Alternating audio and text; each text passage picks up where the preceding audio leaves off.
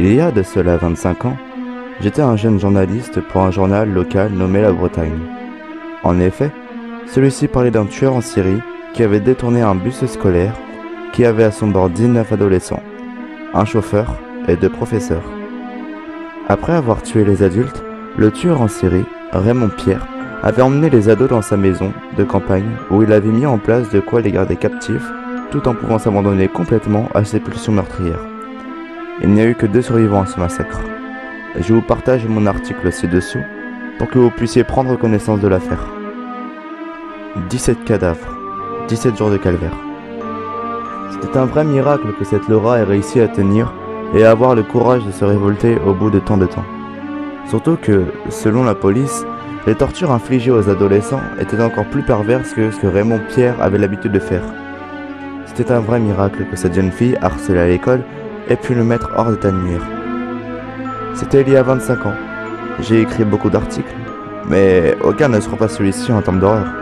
C'est pour cela qu'à l'approche d'Halloween, mon chef m'a demandé la semaine dernière d'aller voir ce qu'étaient devenus les survivants de cette affaire, à savoir Laura Morisson et ce pauvre Tony. Laura a réussi dans la vie. Elle est passée de souffre-douleur à star du lycée. Elle a pu obtenir facilement des bourses d'études et a suivi un cursus médical, puis est devenue médecin. Actuellement, elle est en Afrique en mission humanitaire pour aider les enfants les plus démunis. Un vrai conte de fées.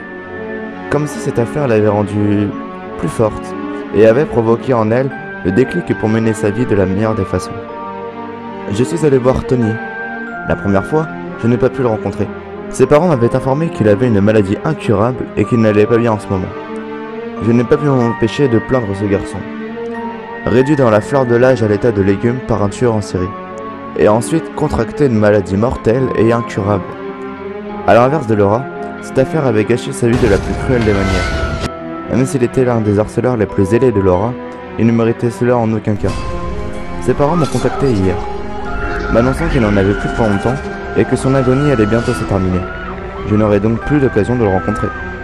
J'y suis donc allé au chevet de son lit et il a prononcé ses premiers mots en 25 ans de silence, tout juste avant de rendre l'âme. Ces mots résonnent encore en moi, donnant naissance à un terrible frisson me parcourant tout le corps. Des mots qui donnent une toute autre vue sur une affaire datant de 1990.